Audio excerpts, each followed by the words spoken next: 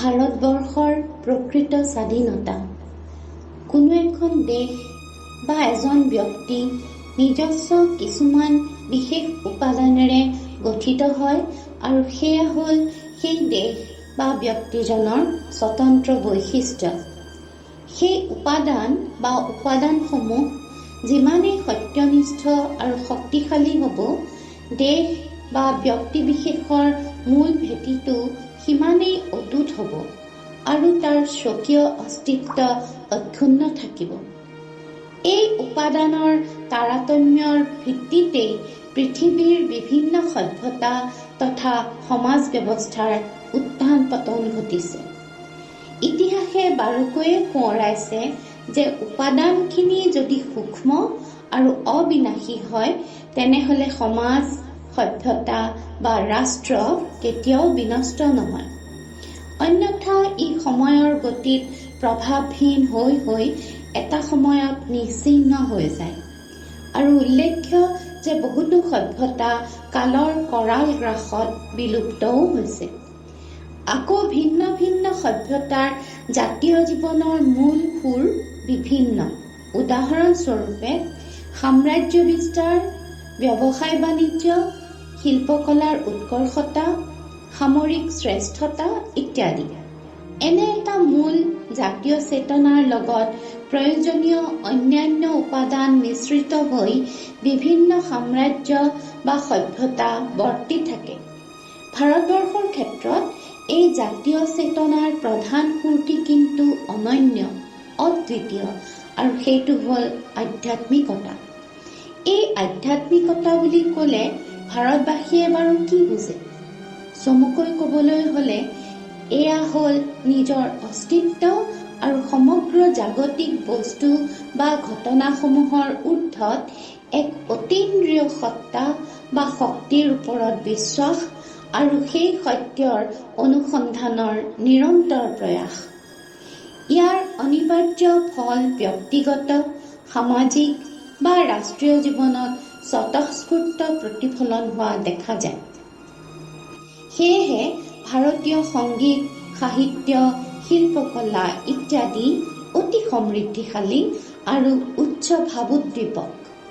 তদুপৰি ইন্দ্ৰিয়গ্ৰাহ্য জগতত সেই সত্যান্বেষণৰ স্বাভাৱিক পৰিণতি হ'ল বিজ্ঞানৰ বিকাশ।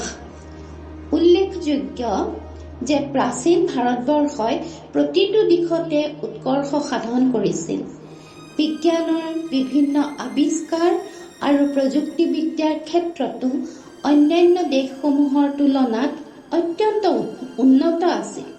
ধাতুবিদ্যা, গণিত শাস্ত্ৰ, মহাকাশবিদ্যা, জ্যোতিষশাস্ত্ৰ, ৰসায়ন শাস্ত্ৰ, তুলা, ৰং, অলংকাৰ নিৰ্মাণ আদিত অতি আগৰণুৱা আছিল।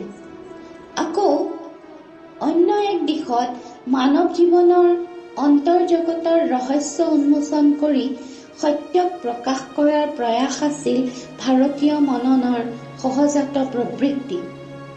ইয়াৰ ফলস্বৰূপে প্ৰাচীন কালৰ পৰা ভাৰতবৰ্ষই লাভ কৰিছিল অসামান্য দৰ্শন, তত্ত্ব, তৰ্কশাস্ত্ৰ, স্তোত্ৰ, মন্ত্ৰ পৰম্পৰা। ভাৰতবৰ্ষই অতীতৰ পৰা আজিলৈকে অন্তৰ্জগতৰ এই সাধনা কেতিয়াও পৰিত্যাগ কৰা নাই। প্ৰকাশ্য আৰু প্ৰবলভাৱেই হওক বা স্তিমিত আৰু অন্তঃস্ৰোত হিচাপেই হওক, ভাৰতবৰ্ষৰ আধ্যাত্মিক চেতনা বা ধাৰা কেতিয়াও বিচ্ছিন্ন হোৱা নাই। এয়াই হৈছে ভাৰতৰ জীৱনী শক্তি।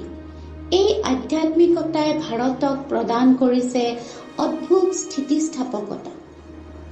মাজে সময়ে বহিৰাগত জাগতিক বা সামাজিক আক্ৰমণত বিপদগ্ৰস্ত হৈ কিঞ্চিত ক্ষতিগ্ৰস্ত হ'লেও অন্যান্য বহুতো সভ্যতাৰ নিচিনা এই সভ্যতা নিঃশেষ হৈ যোৱা নাই, বৰঞ্চ অপূৰ্ব সহনশীলতা আৰু আয়ত্তীকৰণৰ কৌশলেৰে বহিৰাগত শক্তিক নিজৰ অংগীভূত কৰি লৈছে।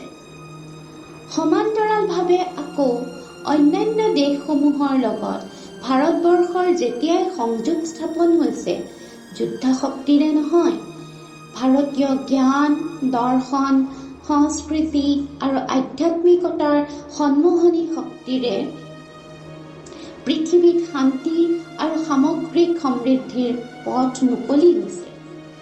এনেহেন জ্ঞানৰ চৰ্চাত নিমজ্জিত বাবে এই দেশৰ নাম ভাৰতবৰ্ষ। ভা শব্দৰ অৰ্থ হ'ল পোহৰ বা জ্যোতি, অৰ্থাৎ জ্ঞানৰ পোহৰ, যিয়ে অজ্ঞানতাৰ অন্ধকাৰ নাশ কৰে। আৰু ৰত শব্দৰ অৰ্থ নিয়োজিত। বৰ্ষ মানে ভূখণ্ড। গতিকে জ্ঞানৰ জ্যোতি লাভ কৰা আৰু ইয়াৰ সঞ্চাৰৰ সাধনাত নিয়োজিত ভূখণ্ড হ'ল আমাৰ দেশ ভাৰতবৰ্ষ। যিকোনো অজ্ঞানতাই হ'ল বন্ধন। জ্ঞানে আমাক সৰ্বতোভাৱে যথাৰ্থ মুক্ত কৰে।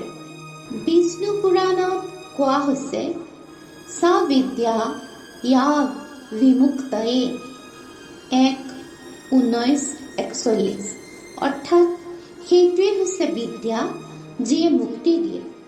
এই মুক্তি কেৱল ৰাজনৈতিক পৰাধীনতাৰ পৰা মুক্তি নহয়, এই মুক্তি হ'ল সামাজিক ব্যৱস্থাৰ ঋণাত্মক দিশবোৰৰ পৰা মুক্তি, অৰ্থনৈতিক মুক্তি, ধৰ্মীয় সংকীৰ্ণতা আৰু গোড়ামীৰ পৰা মুক্তি, অশিক্ষা আৰু কুসংস্কাৰৰ পৰা মুক্তি, ভয়, ৰোগ ব্যাধি আদিৰ পৰা মুক্তি। এক কথাত ক'বলৈ গ'লে যিকোনো সীমাবদ্ধতাৰ পৰা মুক্তি। এতিয়া বুজা গ'ল, স্বাধীনতা বুলি ক'লে কেৱল মাথো ৰাজনৈতিক স্বাধীনতা নুবুজায়। দেশবাসী যদি শাৰীৰিক, মানসিক, বৌদ্ধিক আৰু আধ্যাত্মিক স্তৰত স্বাধীন, তেনে স্বাধীনতাহে হ'ল প্ৰকৃত স্বাধীনতা। মানুহ মাত্ৰেই স্বাধীনতা উপভোগ কৰিব বিচাৰে।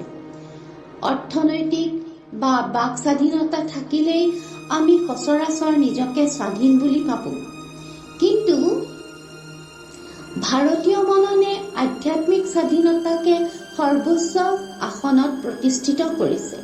তেনে প্ৰকৃত স্বাধীনতা লাভ হ'লে মানুহে উপলব্ধি কৰে নিজৰ ভিতৰতে থকা স্বৰাজ্য বা নিজৰ ৰাজ্য। তৈত্তিৰীয় উপনিষদে সেয়ে ঘোষণা কৰিছে, আপনৌতি স্বৰাজ্যম 1:6-2, অৰ্থাৎ আধ্যাত্মিক মুক্তি হ'লে মানুহে নিজৰ ৰাজ্য লাভ কৰে। স্বাধীনতা আমাৰ জন্মগত অধিকাৰ হয়, কিন্তু এই অধিকাৰ ৰক্ষাৰ বাবে আমাৰ কিছু কৰ্তব্যও আছে। স্বাধীনতাৰ অপব্যৱহাৰ যাতে নহয়, সেই দিশটো লৈও সজাগ থকা অত্যন্ত আৱশ্যক। প্ৰসংগক্ৰমে ইয়াত স্বামী বিবেকানন্দৰ মন্তব্য উল্লেখযোগ্য। স্বাধীনতাই উন্নতিৰ প্ৰথম চৰ্ত। মানুহৰ যেনেদৰে চিন্তা কৰিবৰ আৰু কথা ক'বৰ স্বাধীনতা থকা প্ৰয়োজন, তেনেদৰে আহাৰ, পোছাক, বিবাহ আৰু অন্যান্য সকলো বিষয়তেই স্বাধীনতা প্ৰয়োজন। কিন্তু এই স্বাধীনতাই যেন অন্য কাৰো অনিষ্ট নকৰে। প্ৰকৃতপক্ষে আমি কি স্বাধীন? এয়া হ'ল চিন্তনীয় বিষয়। স্বাধীনতা মানে হ'ল বাহিৰৰ কোনো প্ৰকাৰ কাৰকৰ ওপৰত নিৰ্ভৰশীল নথকা, আৰু সেয়াও সৰ্ববিষয়তে। অলপ চালি জাৰি চালে দেখা যায় যে জন্মৰ পৰা মৃত্যুৰ ক্ষণটোলৈ আমাৰ জীৱনৰ প্ৰতিটো ঘটনাই কিন্তু আমাৰ নিয়ন্ত্ৰণৰ বাহিৰত। আনকি নিজৰ দেহৰ বেছিভাগ অংগ প্ৰত্যংগৰ ওপৰতো আমাৰ নিয়ন্ত্ৰণ নাই। বেছিভাগ বৈজ্ঞানিক আৱিষ্কাৰো হঠাতে হয়। বিভিন্ন পৰীক্ষা নিৰীক্ষা আৰু গৱেষণা যদিও আমি স্বাধীনভাৱে কৰোঁ, তাৰ ফলাফলৰ ওপৰত জানো আমাৰ নিয়ন্ত্ৰণ আছে? সাহিত্য, সংগীত, বিজ্ঞান, খেলা-ধূলা আদিৰ ক্ষেত্ৰত যিসকলে সফলতাৰ উচ্চ শিখৰত আৰোহণ কৰি বিজয় মুকুট পৰিধান কৰিছে, তেওঁলোকৰ এই সাফল্যও আৰম্ভণিৰ পৰা নিশ্চিত বুলি ক'ব নোৱাৰি। আনকি মাতৃয়ে নিজ সন্তানক আদৰ স্নেহ নকৰাকৈ থাকিব নোৱাৰে। এই ক্ষেত্ৰত মাতৃগৰাকীও স্বাধীন নহয়। জীৱনৰ প্ৰতিটো মুহূৰ্ততে আমি পাৰিপাৰ্শ্বিক অৱস্থা, ঘটনা, পৰিস্থিতি আৰু তাৰ লগে লগে নিজৰ আবেগ, অনুভূতি, প্ৰবৃত্তি আৰু অভ্যাসৰ দ্বাৰা পৰিচালিত। বৰ্তমান কালত এদিনাখন নোখোৱাকৈ থাকিব পাৰিলেও হাতত মোবাইল ফোনটো নহ'লে এক মুহূৰ্তও থাকিব নোৱাৰা পৰিস্থিতি হৈছে। বিজ্ঞান আৰু প্ৰযুক্তিবিদ্যাৰ অভূতপূৰ্ব অগ্ৰগতিয়ে আমাৰ ব্যক্তিগত স্বাধীনতাক বহু ক্ষেত্ৰত কাঢ়ি নিয়াটো সঁচা। আৰু আমি আজি মানসিক চাপ আৰু সেই সংক্ৰান্ত বিভিন্ন ৰোগ আৰু ব্যাধিৰে আক্ৰান্ত। যদি পৰিস্থিতি এনেকুৱাই, আমি স্বাধীন কেনেকৈ হ'লো? সুন্দৰ আৰু স্বাধীন জীৱন যাপনৰ বাবে আমি ভাৰতবৰ্ষৰ অনাদিকালৰ পৰা প্ৰবাহিত আধ্যাত্মিক সম্পদক গ্ৰহণ কৰি ব্যক্তিগত আৰু সামাজিক জীৱনত তাৰ প্ৰয়োগ কৰিবই লাগিব। আমি প্ৰত্যেকেই যে উপনিষদে কোৱাৰ দৰে অমৃতৰ সন্তান, সেয়া হাড়ে হিমজুৱে উপলব্ধি কৰিব লাগিব। নিজৰ অবিনাশী প্ৰকৃত সত্তাটো সম্পৰ্কে আমাৰ ধাৰণা যিমানেই স্পষ্ট হ'ব, অন্তৰৰ সুপ্ত শক্তিও সেই অনুপাতে জাগ্ৰত তথা ক্ৰিয়াশীল হ'ব ধৰিব। এই অন্তৰ্নিহিত শক্তিৰ প্ৰকাশ লাভৰ ফলত এফালে প্ৰতিটো কৰ্ম যেনে সুচাৰু হয়, আনফালে ব্যক্তিবিশেষ হৈ উঠে ভয়শূন্য। প্ৰকৃততে নিৰ্ভীক তথা শক্তিশালী মানুহেই সকলো ধৰণৰ পৰাধীনতা আঁতৰাই সম্পূৰ্ণ ৰূপত স্বাধীনতা ভোগ কৰিব পাৰে।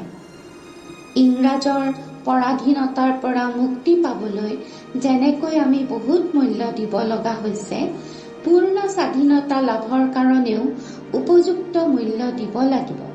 আৰু সেই মূল্যৰ বুনিয়াদী ভিত্তি হ'ল অন্তৰৰ প্ৰহৰীক জাগ্ৰত কৰা। সমগ্ৰ বিশ্ববাসীক এই অমৃতবাণীৰে উদ্বুদ্ধ কৰাৰ দায়িত্বও ভাৰতবাসীৰ। ভাৰতৰ স্বাধীনতাৰ এই ৭৫ বছৰত এখন উন্নত মহান ভাৰতবৰ্ষৰ জৰিয়তে সমৃদ্ধিশালী পৃথিৱী গঢ় দিবলৈ আহক আমি সকলোৱে প্ৰতিজ্ঞাবদ্ধ হওঁ যে হওঁ ধৰমেতে ধীৰ, হওঁ কৰমেতে বীৰ, হওঁ উন্নতশীৰ, নাই আমাৰ ভয়। অৰ্থাৎ ধৰ্ম পালনত যাতে ধীৰ হওঁ, আকৌ কৰ্ম কৰোঁতে যেন হওঁ বীৰ। যিহেতু আমাৰ অন্তৰাত্মা ভয়শূন্য, সেইবাবে আমাৰ শিৰ যাতে সদায় উন্নত থাকে। জয় আই অসম, জয় হিন্দ। স্বামী অজাতানন্দ, ডক্টৰ ভৱেশ কুমাৰ দাস।